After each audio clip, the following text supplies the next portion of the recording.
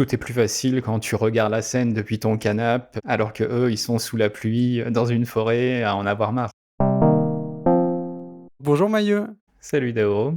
on va parler de choses assez physiques aujourd'hui, mais avant tout ça, il faut qu'on se désaltère un petit peu avec une bonne tasse de thé. Qu'est-ce que tu bois toi? Je n'ai aucune idée comment le prononcer correctement, mais ça devrait ressembler à Biluochun Pre-Qingming. Qingming, c'est un festival en Chine. Ça veut dire qu'ils ont été récoltés avant le festival. Mhm. Ce qui est généralement rare, parce que je crois qu'il faut que les conditions soient bonnes, etc. Et puis du coup, c'est souvent les toutes premières récoltes qui sont considérées comme les meilleures. C'est un thé vert, celui-ci, qui est assez rare, qui est torsadé. Les feuilles sont roulées et ça fait des petites queues de cochon presque. Très bon thé, très fin, plutôt onctueux, que je fais de temps à autre parce que j'en ai très peu. Je pense qu'il a aussi un prix qui est bien élevé, c'est ça? Généralement dans les 60 à 70 euros les 100 grammes. Ah ouais. Je l'achète rarement plus que par 50 grammes. Tu peux le réinfuser quelques fois quand même, malgré que ce soit un thé vert où il supporte. Oui, oui. Je crois que j'ai pas vraiment trouvé un moment où il a arrêté d'avoir quelque chose d'une certaine manière. Ça réduit évidemment entre chaque infusion, mais il y a des thés où il y a un vrai palier à un moment donné où on a vraiment l'impression où l'eau prend le dessus. Et celui-ci, j'ai pas vraiment trouvé après même 4 infusions, 5 des fois. Il y a toujours un peu quelque chose et l'eau a pas encore repris complètement le dessus. Pour un thé vert, c'est impressionnant, hein. J'ai un ou deux sencha, je les infuse 2 fois. La deuxième infusion, ça va très bien. La troisième, c'est vraiment si je veux encore un tout petit truc avec peu de théine, mais du coup, alors il y a peu de goût. C'est un thé chinois, hein, du coup, pas japonais aussi. Je trouve que les thés chinois ont tendance à être plus facilement réinfusables. Alors je sais pas si c'est fait exprès, si c'est leur méthode qui fait ça. Ah, ok. Et toi, qu'est-ce que tu bois? Un nouveau thé dont je viens d'ouvrir le sachet, qui est un kukicha, qui vient du Japon. Kukicha, ça veut dire qu'il ne fait pas infuser les feuilles, on fait infuser les tiges qui ont été préparées, hein. Donc là, j'ai envie de dire torréfié à cause du goût. Je vais regoûter pour voir, mais c'est pas mal, hein. Je trouve le goût très complexe. En même temps torréfié, mais en même temps, il y a un truc qui est très léger, floral, comme ça.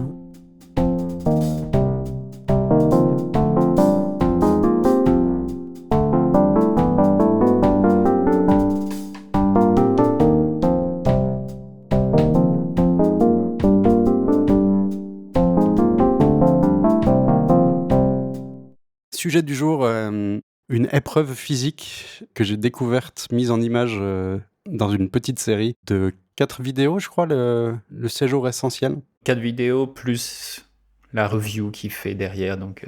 C'est un défi en même temps simplement stupide dans l'idée, mais en même temps terriblement difficile. Traverser en ligne droite un pays ou une contrée, là en l'occurrence c'est le pays de Galles qui est traversé en une ligne droite, tracé au GPS quoi. Donc ça veut dire traverser des rivières, ça veut dire traverser des haies, des barrières, éviter le plus possible des choses qui seraient pas traversables, que ce soit des falaises ou des maisons. Il y a tout un lot de difficultés avec ça, principalement dû à la végétation, mais aussi aux populations humaines. Ça a l'air d'un challenge. Il y a plein de personnes qui ont tenté ça à différents endroits du monde. Il parle d'autres exemples au tout début de sa vidéo. L'idée, c'est certainement pas lui qui l'a lancé en premier, ouais. Et c'est sûr qu'il y a des pays aussi un peu plus faciles, en plein dans les Alpes, il faut vraiment choisir sa direction. Déjà là, rien que pour le pays de Galles, la ligne qu'ils ont choisie, elle fait 52 km, parce qu'ils ont aussi pris un endroit qui était praticable, mais qui du coup est pas si large que ça. Et les 52 km, ils les font en 4 jours. C'est bien parce qu'il y a des obstacles que ça va aussi lentement. Donc la majorité du temps, ils sont soit dans des champs, et donc ils passent leur temps à traverser des barrières et des haies, soit dans la forêt. Coup de bol, c'est une forêt large, pas de bol, c'est une forêt basse avec plein de plantes à hauteur d'homme ou à mi-hauteur qui sont très gênantes pour se déplacer. Donc évidemment, ça ralentit énormément la progression. Physiquement, c'est dur à cause de la végétation qui t'empêche de passer. C'est le truc qui va potentiellement te faire abandonner tellement ça peut être des fois démoralisant de progresser si peu. Je trouvais que c'était assez cool en termes d'aventure humaine sur la gestion du moral, le côté de persévérance, d'être motivé à aller jusqu'au bout. C'est assez sympa. Des fois, les ascenseurs émotionnels qu'ils ont aussi. J'ai trouvé ça intéressant. Ça m'a tenu en haleine, on va dire. Les 4 vidéos, elles font... je crois que la plus courte fait 30 minutes et la plus longue doit en faire 45. Je pense que ça s'adresse quand même à une certaine catégorie de personnes. C'est pas une vidéo que je montrerai à n'importe qui parce qu'il y a des passages quand même qui sont un peu longs. Ça aurait gagné un peu à un montage un peu plus court, 15-20 minutes par vidéo au lieu de 30-40. Sinon, ouais, c'était intéressant. Et puis, ils se sont enregistrés sur le moment avec leur réaction, plus une voix off qui est faite a posteriori pour les moments qui se passent en accéléré parce qu'évidemment, on ne suit pas en live. Au début, comme tu disais, j'ai trouvé le concept assez stupide, bête, dans le sens où il faut marcher en ligne droite et c'est tout. Et je sais pas, dans ma tête, je me suis dit, quel est le problème? Mais en fait, oui, dès qu'on se pose un peu et qu'on réfléchit et qu'on voit aussi l'état des choses, on dit, ah ben oui, en effet. On réalise pas forcément facilement, je trouve, que s'il n'y a pas un chemin qui est préexistant, tout peut être compliqué, même au Pays de Galles où c'est pas hyper montagneux, parce qu'il parle de montagnes à 300 mètres d'altitude. Par rapport aux Alpes, ça va. Quand on connaît les montagnes suisses, c'est un autre style, parce que là, si je pars tout droit de chez moi, j'ai une sacrée montagne à passer quand même. Ouais. Donc c'est assez rigolo le contraste du challenge lui-même qui est marcher en ligne droite et la difficulté du résultat. Ça donne des fois lieu à des situations un petit peu comiques où là, ils vont devoir traverser une haie. 10 minutes à passer la haie, ils se font un peu mal, c'est compliqué, voilà. Alors qu'il y avait le portique à 5 mètres, mais c'est dévié de 5 mètres, donc non. Le principe, c'est d'aller tout droit et de rester le plus proche de la ligne possible. Sans penser à cette vidéo en particulier du Pays de Galles, pour s'entraîner, il avait aussi commencé par traverser juste un parc. Qu'est-ce que tu penses de ce genre de défi, de traverser un truc en ligne droite T'as vraiment un contraste entre l'énoncé et la complexité de la réalisation. Du coup, je pense que c'est un type de challenge qui est intéressant pour ça parce que soit tu réalises pas et tu te prends la réalité dans la face, on va dire, soit tu es conscient vraiment du travail de préparation qu'il faut faire, etc. Et là, tu prends la vidéo, enfin ce type de challenge plus comme, je sais pas, améliorer les choses de l'un à l'autre, être mieux préparé. C'est un peu un triple défi, hein. Le défi le plus évident, c'est effectivement celui qui est sur place, sur le terrain. Il faut passer les obstacles, c'est des fois très dur. Comiquement risqué quand il faut grimper une clôture, mais des fois, c'est juste les herbes qui nous empêchent de passer, il faut trouver un truc. Mais après, il y a le défi logistique, d'avoir le bon équipement. Alors là, ils sont très bien équipés en termes de chaussures et autres, mais il y a tout ce qu'il y a dans le sac à dos en nourriture, en matériel. Et puis, il y a ce défi de préparation c'est pas lancé au hasard, il a passé mais énormément de temps à trouver la ligne qui fonctionnait bien. D'ailleurs, la ligne qu'il fait pour son 3e essai, c'est pas la même que pour le 2e essai, ni même le premier, parce qu'il faut essayer de minimiser les obstacles sur le terrain, quoi. Il y a des obstacles qui sont infranchissables, ou alors qui demandent de faire de l'escalade, de prendre de gros risques. Donc il y a ça aussi qu'il faut balancer. Et il y a l'idée aussi d'éviter un petit peu les bâtiments, mais il passe quand même à travers des fermes qui, au Royaume-Uni, donc au Pays de Galles, sont des propriétés privées, donc ils n'ont pas le droit de se balader dans les champs, ce qui fait que ce qu'ils font est techniquement illégal. Ça arrive qu'ils se fassent courser par des fermiers. Ouais. Ils essayent de minimiser, de passer près des habitations pour essayer de pas être vus, pas se faire avoir, etc., etc. Est-ce que tu as trouvé, toi, que c'était OK de faire ce qu'ils ont fait pour le défi? Est-ce que c'était acceptable pour toi? Est-ce qu'ils auraient dû s'annoncer? Comment tu juges leur fait de s'introduire quand même comme ça un peu chez les gens? Ma première réaction, c'était de dire, mais pourquoi ils planifient pas en prenant contact avec tout le monde? À mon avis, le gros problème qu'il essaye d'éviter, c'est que s'il y a une personne qui dit non à propos de traverser son jardin ou ses champs, il est obligé de potentiellement complètement changer de ligne parce que il s'est annoncé, donc le jour, les gens ils vont l'attendre s'il vient vraiment finalement. Donc je comprends son approche dans ce cas-là de pas s'annoncer et de miser sur le fait qu'il se fera pas voir ou alors qu'il se fera voir à peine et puis de toute façon comme il traverse, il s'en va, c'est bon. Aussi, il passe pas dans des champs qui sont cultivés, c'est que des pâturages. Il n'y a pas de destruction de culture. Il y a certains moments où il passe vraiment très proche des maisons où les gens habitent. Ouais, il y a peut-être un ou deux moments où ils auraient pu faire 2-3 mètres de détour pour passer juste derrière la haie à côté, je pense, quand même.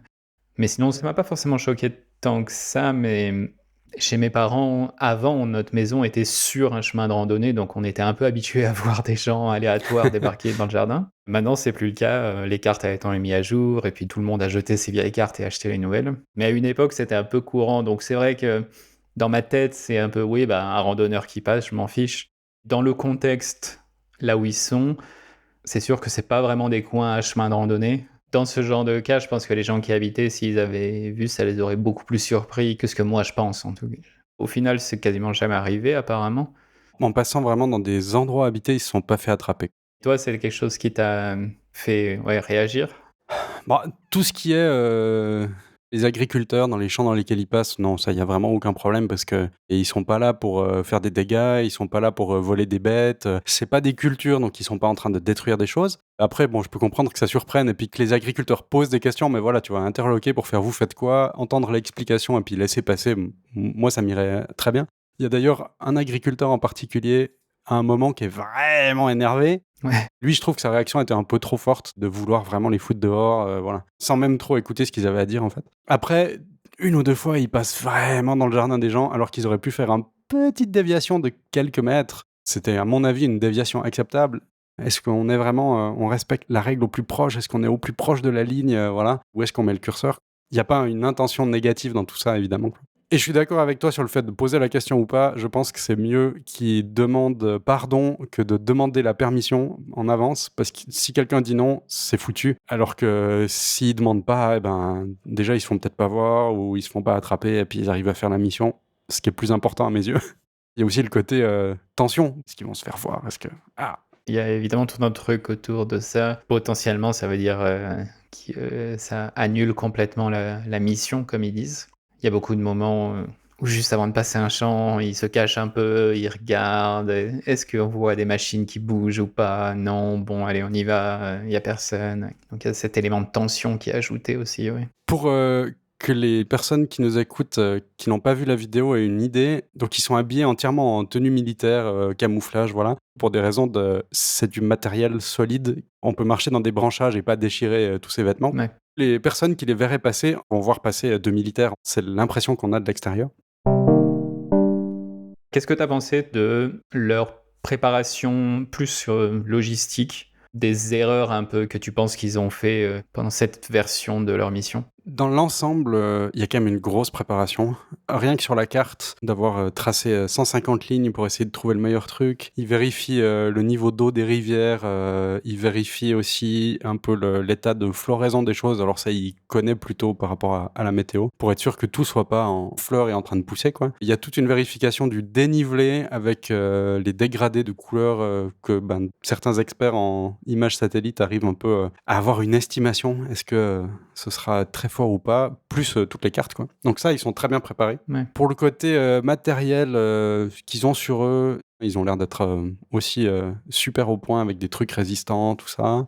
Côté nourriture et autres matériel, c'est pas mal. C'est qu'ils prennent suffisamment avec eux pour tenir la journée, mais en fait, ils ont, en tout cas une fois par jour, un ravitaillement avec la femme ou la copine, je sais pas, du principal sportif, là. Comme ça, ils ont de la nourriture en plus, ou des habits secs si nécessaire, ce genre de choses-là.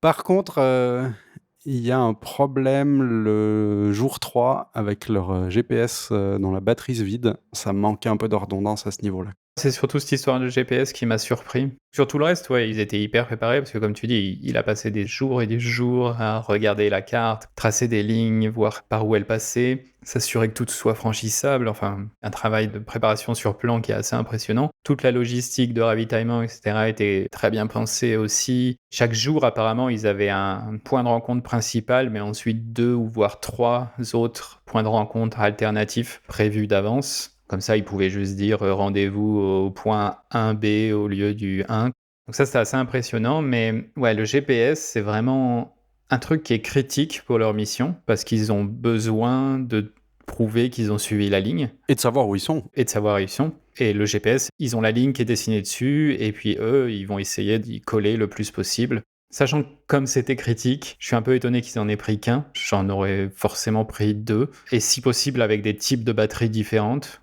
Peut-être un qui se recharge et un à pile, parce que comme ça au moins on mixe les choses. Le problème, c'est que le GPS, le 3e jour, il vide les batteries à un rythme hallucinant. Parce que normalement, avec un set de batterie, il tient la journée, voire plus. Et là, ils doivent changer 2 fois le set de batterie en l'espace de quelques heures. Il y a vraiment un problème avec le matériel. Ils avaient de la redondance sur les piles, mais pas sur l'appareil lui-même. Donc comme c'est l'appareil qui est défectueux, Ils se retrouvent en fait dans une situation où leur GPS s'arrête alors qu'ils sont en plein milieu d'une forêt. Ils n'ont pas de réseau, donc ils peuvent pas prévenir la ravitailleuse qu'il faut changer de position. qui se retrouvent à marcher, à essayer de retrouver un chemin et suivre le chemin pour prendre les hauteurs pour pouvoir contacter et puis de là rejoindre la ravitailleuse. Et là, c'est la deuxième chose qui m'a beaucoup surpris. Ils n'avaient pas non plus de boussole sur eux, ni une carte de la zone.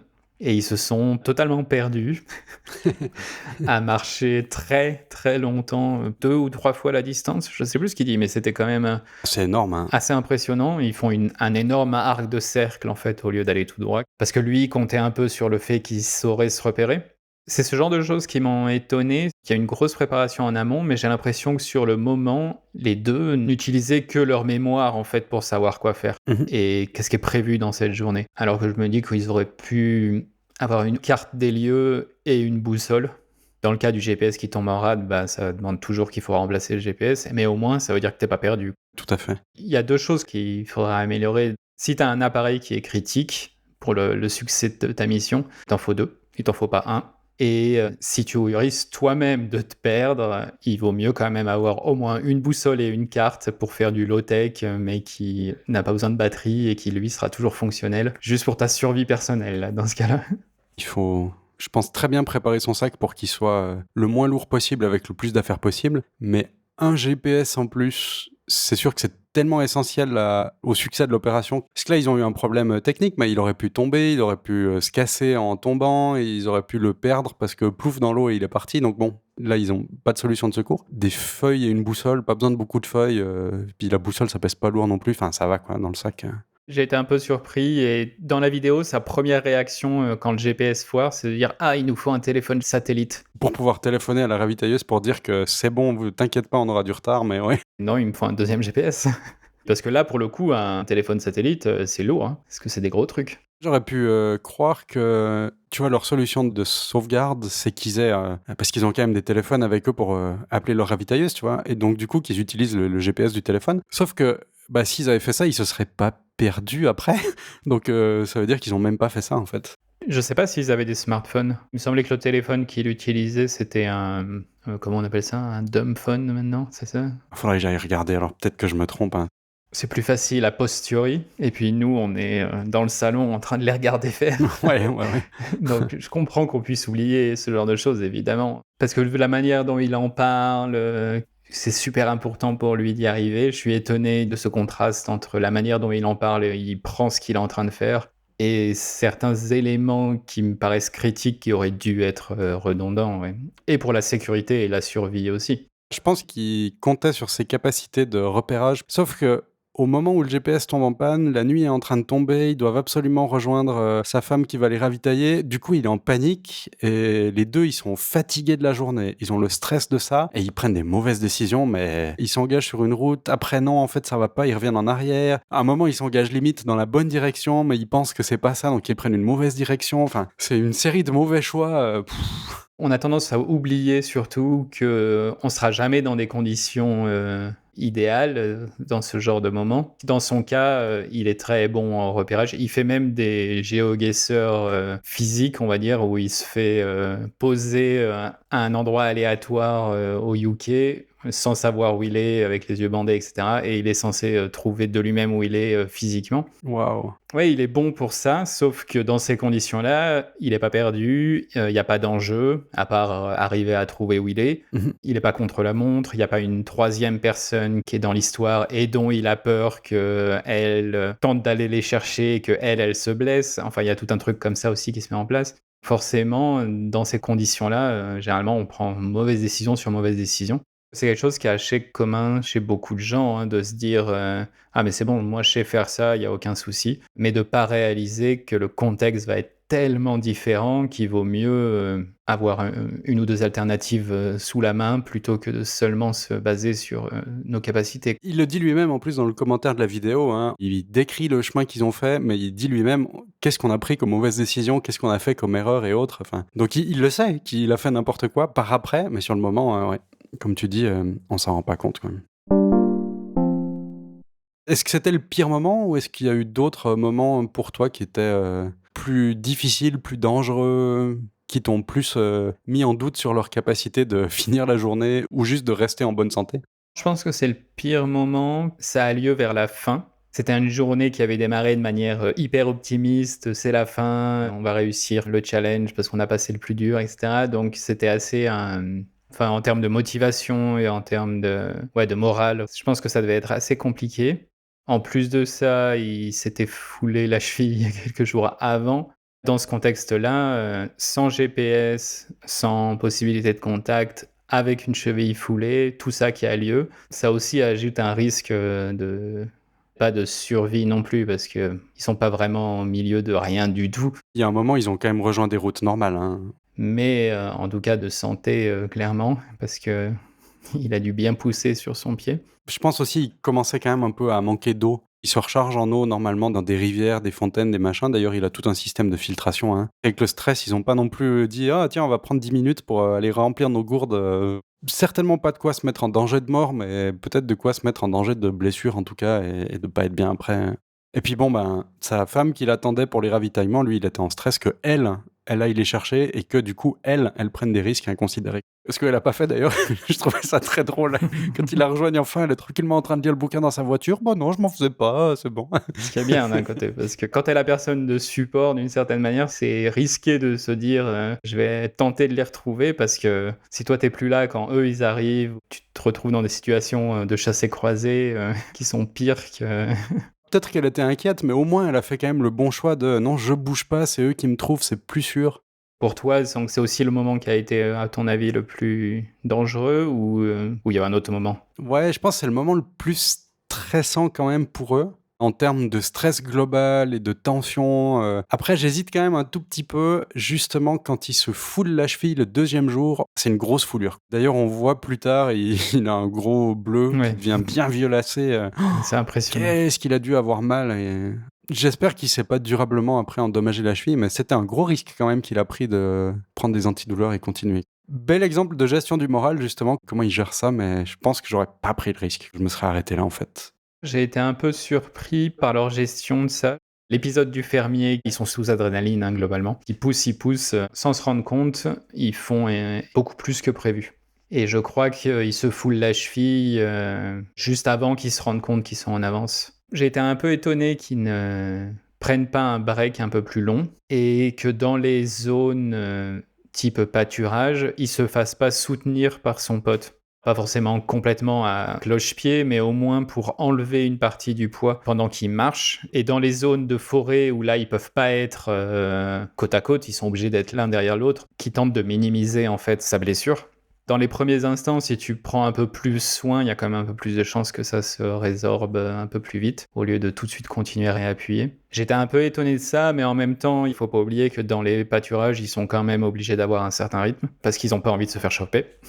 Ils avaient un petit peu de couvert, mais peut-être pas de quoi rester 2 heures. D'autres choses plus tard, c'est que quand ils s'enregistrent, soit ils s'enregistrent en mode la caméra voit ce que ses yeux voient, soit ils s'enregistrent en mode selfie. Et il y a plusieurs moments, particulièrement dans des sols pas stables, après s'être foulé la cheville, où il s'enregistre en regardant la caméra et bah, il se refoule la cheville. Ouais. Quand tu es dans un terrain vraiment de merde, regarde d'abord tes pieds et si c'est juste une voix off qui parle sur les images, très bien. C'est un petit peu tweeter que ton immeuble est en feu avant de sortir. Avant de sortir, ouais. Il y a des petits moments comme ça où je me dis, oui, quand tu es dans une situation qui est vraiment difficile, ce genre de petites choses, ça peut quand même vraiment avoir un impact fort. Comme ils sortaient d'une course-poursuite assez intense avec un agriculteur, avec l'adrénaline qu'ils avaient aussi, tu dis non mais on continue, tu remarques pas que t'es fatigué, donc paf, blessure et ça te recale bien. Mais comme on disait avant, la circonstance est un peu exceptionnelle et on fait pas toujours les bons choix. On a encore le risque qu'on vient de prendre avant de la course-poursuite en tête, donc il faut qu'on continue et tu forces et il aurait peut-être fallu rester 1 heure de plus assis à attendre. Sachant qu'ils sont quand même arrêtés, mais peut-être pas assez longtemps comme tu le dis. Je sais pas combien de temps il s'est arrêté, c'est juste que la manière dont la vidéo est faite, j'ai l'impression qu'ils sont arrêtés 20 minutes. Plutôt 20 minutes, une demi-heure que 2 heures, ouais, ça c'est sûr. Est-ce que aussi, il y a un moment où tu trouves qu'ils ont pris trop de risques physiques et que, bon, alors ça s'est peut-être bien passé, mais où tu t'es dit: «Non, mais là, c'est vraiment trop dangereux». Il y a un truc vraiment dangereux qu'ils rencontrent, c'est une espèce de petite rivière, ils appellent ça un slider, qui a l'air d'être un truc de boue. Ça fait vraiment toboggan d'eau, très glissant. Si tu glisses, tu auras de la peine à te rattraper, ça a l'air d'être bien pentu en plus. Visuellement, ça fait vraiment l'eau qui coule dans un toboggan à eau. Il doit y avoir 5 centimètres d'eau à peine. Ouais, voilà, c'est ça. Et le risque, c'est évidemment que si tu le traverses, tu glisses et puis tu te fasses emporter. C'est un peu la seule truc vraiment dangereuse, en fait, j'ai l'impression qu'ils aient rencontré en termes de nature. Parce que là, tu glisses, tu sais vraiment pas où t'arrives et tu sais pas pendant combien de temps. C'est peut-être amplifié par le grand angle de la GoPro, mais tu vois que ça a quand même l'air d'être assez long et assez raide. Il y a un autre moment aussi où ils descendent d'un ravin qui est assez pentu. En soi, c'est de nouveau pas un trop gros risque. C'est juste qu'il y en a un des deux qui a quand même sa cheville qui est foulée. Heureusement, ça s'est bien passé, mais c'était quand même assez risqué. Ce moment-là, j'avais un peu oublié, mais ça a lieu après qu'il se foule la cheville, ouais. Ils ont suivi la ligne le plus proche possible. Leur plus grosse déviation, elle est de 29 mètres. Alors selon les contraintes qui s'est fixées, je crois que c'est 20 mètres ou 25 mètres, je sais plus, de pas s'éloigner de plus de 20-25 mètres de la ligne stricte pour rester dans la zone de platine par exemple, ou pour la zone d'or, et du coup de 29 mètres, ils sont que en or ou argent, je sais plus. Je crois que c'est or. Ce qui est déjà pas mal, hein. Par contre, ils font quand même une interruption, justement suite au GPS cassé, là. Ils s'arrêtent, ils vont à l'hôtel dormir, et ils reprennent de là où ils sont arrêtés 24 heures plus tard, parce qu'ils font vraiment un repos de 24 heures tant qu'ils y sont. Du coup, échec ou réussite?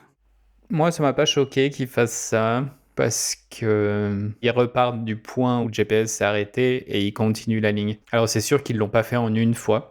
T'as deux manières de voir les choses. Soit tu considères que tout ça c'est une déviation, soit tu considères que ils l'ont fait en deux segments. C'est ce que lui il considère et ça me paraît tout aussi valide. Si on va aller dans les détails, c'est un peu une catégorie à part. C'est du multisegment quoi. C'est comme les speedruns. Un speedrun, c'est tenter de finir un jeu vidéo le plus vite possible sous certaines conditions. C'est important, le sous certaines conditions. Il y a des speedruns où les gens font ça en un coup, et il y a d'autres catégories qui sont du multisegment, où là, tu as le droit de découper ton jeu et choisir les meilleurs segments pour le résultat final. Donc à la fin, c'est un montage. C'est tout aussi valide, c'est juste que c'est un autre style de catégorie. Moi, je vais considérer leur mission comme réussie. Ils ont effectivement pu traverser le Pays de Galles à un certain endroit en ligne droite. Par contre, ils l'ont pas fait d'une traite. Ça veut dire que si quelqu'un d'autre ou eux-mêmes refaisaient le même trajet sans partir à l'hôtel, donc vraiment en campant le long de la ligne tout le temps, je considérais que ce serait mieux réussi. Ouais, d'une certaine manière, oui.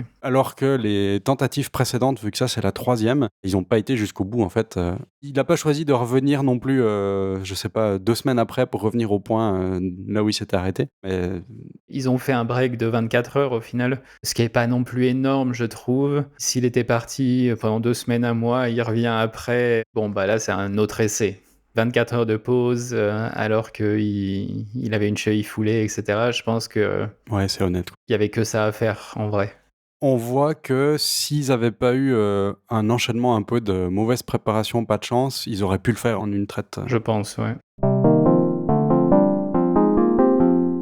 Pour conclure, toi, ton sentiment général à propos de la vidéo, mais aussi du challenge, qu'est-ce que ça va être?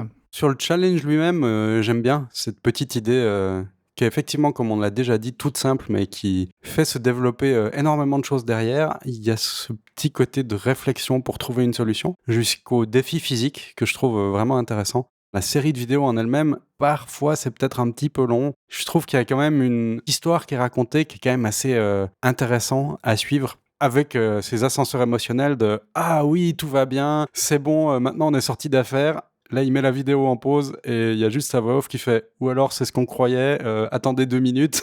Et bam, ils se reprennent un truc et tu fais « Ah non, t'es désolé pour eux ». Enfin voilà. Si tu regardes ça à plusieurs personnes, tu fais tes commentaires de tout ça, il y a ce côté assez cool. Puis à plus haut niveau, je trouve que c'est une belle histoire humaine quand même de pas lâcher prise, de continuer, de persévérance. Toute leur gestion du moral, des fois ils sont au fond du trou et après ils arrivent sur un beau dégagement, ils font « Ah mais quand même, ça fait plaisir d'être là et de voir ça et d'arriver au bout » et ouais, c'est beau quoi, c'est une belle aventure. Ça marche aussi parce qu'il n'y a pas des millions de personnes qui font ça. Sinon, de voir plein de gens qui passeraient un peu aux mêmes endroits tout le temps, pour les riverains, c'est pas top. Pour les forêts, ça créerait des nouveaux chemins au milieu aussi, ce qui est pas idéal non plus. Si c'est des exceptions comme ça, je trouve cool, mais c'est sûr que... Après, je pense que c'est aussi des défis de ce type-là qu'on peut très bien se mettre soi-même sur des distances aussi peut-être plus courtes, genre traverser un parc, ou je sais pas quel défi on pourrait faire du même style qui sont intéressants, genre traverser une ville, mais on peut seulement tourner sur la gauche. tu vois, en restant sur les routes, mais on peut seulement tourner à gauche, je sais pas. Des trucs comme ça qui sont peut-être intéressants de défis préparatoires. Et toi, comment tu conclurais tout ça? Ça vaut le coup d'être vu, je pense. C'est un challenge intéressant. La vidéo, comme je disais un peu avant, il y a des gens qui, à mon avis, lâcheront assez vite. Ce que tu disais, c'est que toi, la première fois que tu l'as vue, c'était avec des amis. Je pense que c'est aussi une bonne manière de la regarder et de faire un peu plus des commentaires live, au lieu que moi devant mon téléphone. Quoi? Mais il a pris pas de GPS de backup. Après, sur tout ce qui est préparation, il faut quand même être physiquement prêt parce qu'il y a des moments où ils font 1 kilomètre en 1 heure ou un truc comme ça parce qu'il y a tellement de plantes ou de choses comme ça que c'est impossible d'avancer. Mm. Et le côté persévérance, motivation, assez impressionnant aussi quand tu te prends coup sur coup des obstacles naturels comme ça, à la longue, ça te démoralise quand même pas mal. C'est aussi un bon rappel qu'on n'est plus du tout habitué à naviguer dans la nature sauvage, même quand la nature sauvage, c'est juste un petit morceau du pays de Galles coincé entre plusieurs routes. Est-ce que c'est quelque chose que tu ferais, toi? Peut-être pas le Pays de Galles, pas la Suisse non plus, en tout cas pas dans n'importe quel sens, mais est-ce que une traversée comme ça, Hmm, ça pourrait être rigolo. Après, je sais pas si ça sera une priorité pour moi. Il faudrait s'entraîner, par contre, physiquement, plus que juste ce que je fais de manière journalière. Il explique pas vraiment les règles un peu du challenge, qu'est-ce qu'il doit porter sur lui, ou ce type de choses, puisque tu avais l'air de dire que peut-être qu'ils doivent porter tout ce qu'ils ont besoin pour les 3 jours, malgré le fait qu'ils se fassent ravitailler au milieu, récupérer, je sais pas trop. je crois qu'il y a pas de règle officielle, hein, c'est juste lui qui a dit, «Je vais suivre la ligne le plus proche possible». J'essaierais plutôt d'optimiser ce que je me trimballe sur moi dans ce cas-là, parce que je trouvais que leur sac à dos était quand même très gros pour juste une demi-journée de marche entre chaque ravitaillement. Ouais, Parce que ça aide pas, mine de rien, d'avoir un énorme sac quand tu te balades dans les plantes et quand tu essayes d'être discret. juste le porter toute la journée aussi et selon le poids qu'il fait, Voilà, tout simplement. Mais oui, c'est un peu. J'ai pas pu m'empêcher de réfléchir un peu quand je regarde un peu la vue de chez moi ou des choses comme ça, de dire ah, attends, si là on va tout droit, on passe dans un col. Mais ouais, je m'attends pas à le faire spécialement. J'essaierais bien si quelqu'un le prépare à ma place, en fait, parce que le temps de préparation, c'est quand même extrêmement long. Et puis éventuellement, plutôt un truc faisable en 1 journée, 2 jours avec juste la nuit entre 2, mais pas un truc aussi long. J'ai pas ni la motivation, ni la forme physique nécessaire pour vraiment, faire tout ça. Puis après, il y a le côté matériel aussi. J'aimerais bien un truc un peu plus simple où potentiellement il y a pas besoin de traverser des rivières, Au tout début, il parle de personnes qui avaient fait la plus longue ligne droite, mais au Royaume-Uni, Mmh. enfin côté Angleterre. D'après les images qu'il y avait, ça avait l'air d'être plutôt de la montagne. Ils étaient habillés plus en mode randonnée standard, donc j'imagine qu'ils n'avaient pas forcément à croiser autant de rivières ou ce type de choses sur leur ligne. C'est faisable, évidemment, ça dépend de où est-ce que tu prends ta ligne. C'est ça aussi, de bien trouver la ligne que tu veux prendre pour l'adapter à la difficulté et au temps que tu veux faire. Rien qu'un parc, déjà, ouais, s'il y a quelques haies, ouais, c'est pas évident. Ça fait partie des choses où tu ne sais pas que ça existe, et tu sais pas que tu aurais été intéressé de regarder 2 heures de personnes qui marchent sur une ligne. Mais voilà.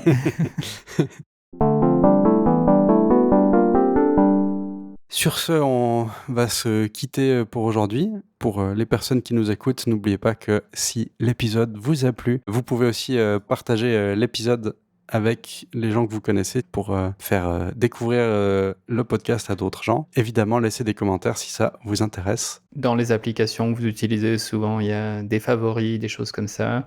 Généralement, ça aide à la découverte de l'épisode quand les gens mettent des favoris. Donc, faites-le. Et le site, c'est tâche avec un s-2-t.fm, comme la radio. Et sur Twitter, on est @tâche de thé, tâche au pluriel, tout en un mot, tout attaché. On vous attend avec impatience si vous avez des commentaires. Dans tous les cas, buvez bien du bon thé. Faites attention si vous faites des chemins en ligne droite. Prenez de GPS. C'est ça. Et puis, à d'ici un mois.